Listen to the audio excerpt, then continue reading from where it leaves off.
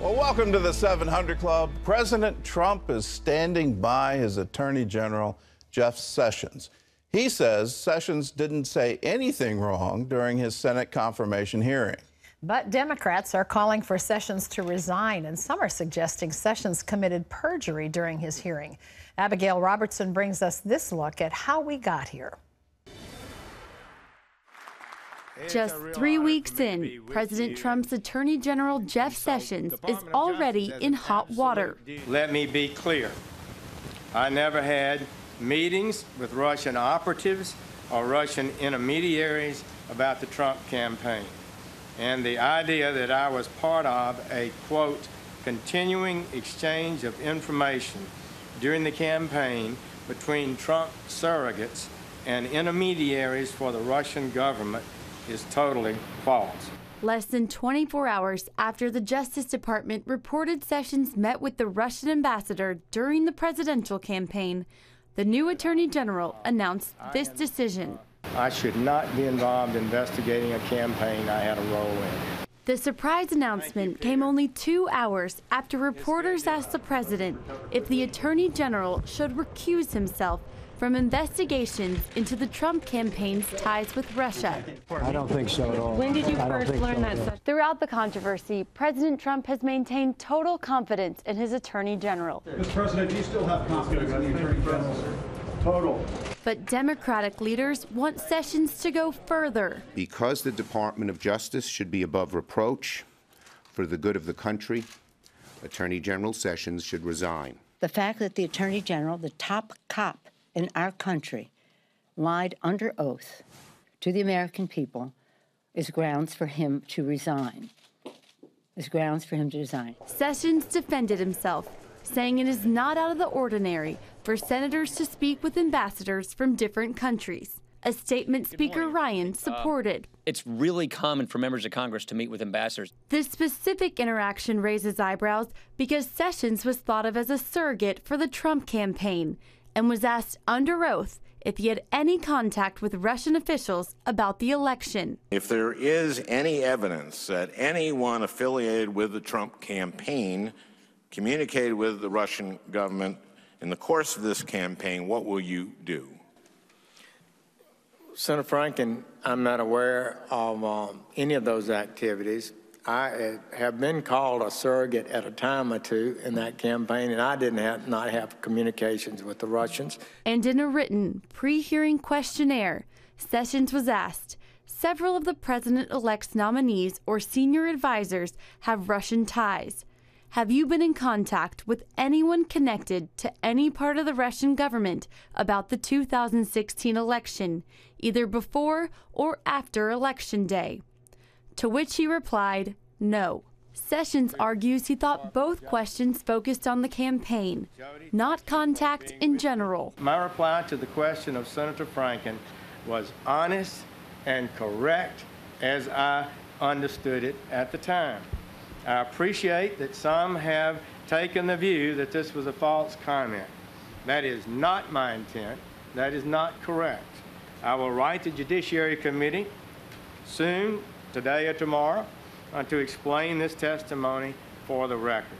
Some senators, like Claire McCaskill, were quick to throw suspicion on Sessions for meeting with the Russian ambassador in any capacity. But it seems she forgot her own publicized interactions with him just a few years ago. Sessions says he now thinks he should have mentioned his interaction with the ambassador. In retrospect, if I should have slowed down and said, but I did meet one Russian official a couple of times. That would be the ambassador. The Attorney General made it clear his announcement is not confirmation of the existence or suggestion of an investigation into the Trump campaign's ties with Russia. Reporting from Washington, Abigail Robertson, CBN News. Well, Jay Sekulow of the American Center for Law and Justice is with us. Jay, this one has a lot of people learning Latin, mens rea. What was the mental state of Senator Sessions when he was in that hearing? What's your view of it? Well, first of all, if you listen to the question that was asked, Senator Sessions' answer was correct. And Gordon, you and I both practiced law for a long time, and the fact is that when I instruct a witness who's about to be deposed or take the stand, I always tell them, only answer the question you're being asked. Don't speculate. Don't add to it. If you listen to the entire question, and it was a rambling question of Senator Franken, it was clearly within the context of campaign discussions, not simply did you ever meet with someone. It was in the context of campaign discussions. So in that sense, Senator Sessions was correct. The calls from the Democrats to say that Jeff Sessions should resign, by the way, Claire McCaskill, with her changing statements about meeting with ambassadors, but this whole idea of resigning for this is absurd. Loretta Lynch met with the former president of the United States on an airplane on a tarmac in Arizona while his wife was currently under investigation by the FBI. And she did not resign, and she was not impeached. She was not removed from office. So this is clearly a double standard. But look, the Democrats, they smell a little blood here. And what the Republicans need to do, in my view, is protect their guy. I've worked with Jeff Sessions for over 20 years. He's an honorable man. He's a good man. He's an honest man. He can clearly clarify if he needs to, and he said he's going to, the answer to the question. The pre-questions, by the way, were there contacts with the Russians regarding the Trump campaign and election, to which his answer was no, period. So there is nothing here.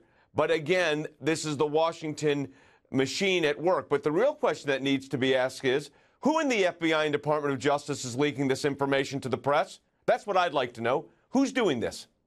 You're following up on that. You've actually have some Freedom of Information requests out to both agencies, and it looked like Al Franken was reading the question. It wasn't on the top of his mind, and so that leads you to, was this a prompted question, and how did he get the prompt? So anything to that, or are you just in the beginning stages of this? Well, we've written off the FOIAs, the Freedom of Information Act request, to both Justice and to the FBI. And we're asking for communications and conversations between Senator Franken, his staff, and the Department of Justice. And that will at least determine if there was any kind of communication. What I suspect here, Gordon, is that this was not an off-the-top question. This was written out. He rambled, clearly. Now, whether his staff prepared it and were they tipped off, or did they come up with this on their own, or was this just a question he wanted to ask, that I don't know the answer to. I'm going to find out. But I will tell you this.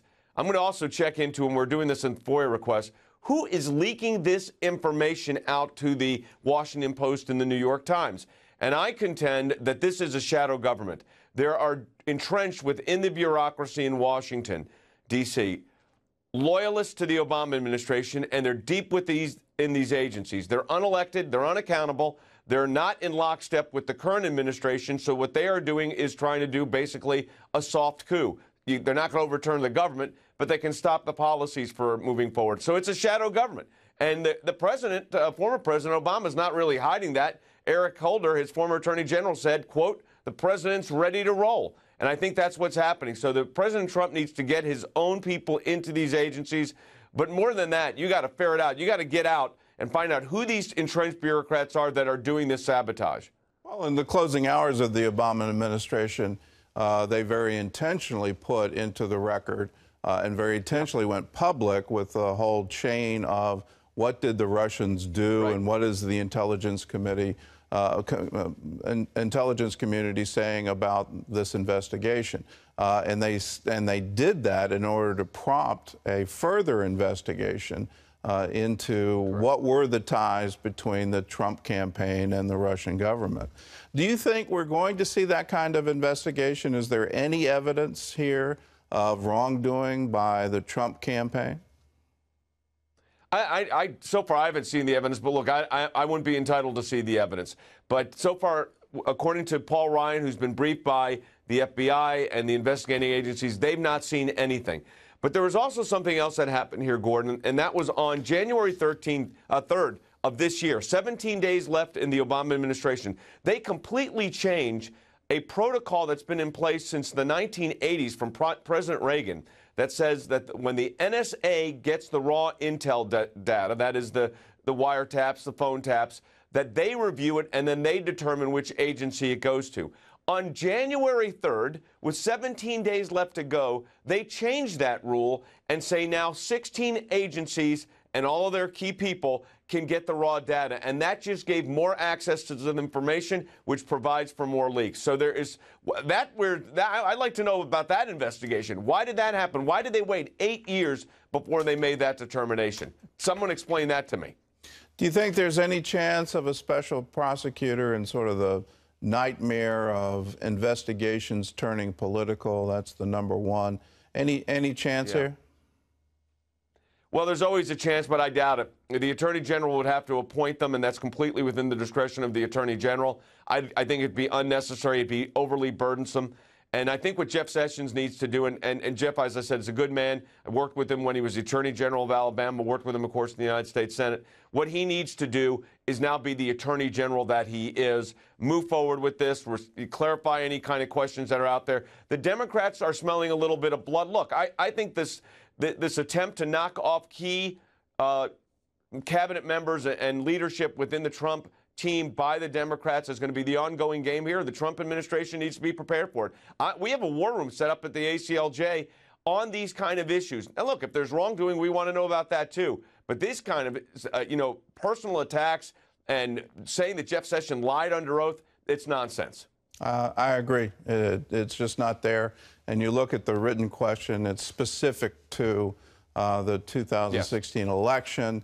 If there's no conversation about the election, then the answer is no. So I see this going away, maybe not quickly, but going away.